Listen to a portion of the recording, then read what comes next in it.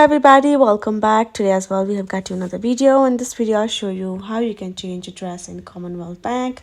But before that, please do make sure to like our video, subscribe our channel, and yes, without any further delay, let's get started. So for that, all you gotta do is simply open up your Commonwealth app, and once you have done that, tap on this three horizontal line on top left corner. Once you have done that, among the list, go ahead, tap on this option of my details as highlighted. Then go ahead, choose this option of contact details given on top. Then from over here, you will be able to check out all the details regarding your name, your client number, your phone and email, and in the bottom your address, and you will find this little pencil icon on that side. Go ahead, tap on it. Then from over here, you're gonna find the smart access Excel. You're gonna find this kind of interface. Go ahead, tap on this cross icon and add a new address of yours.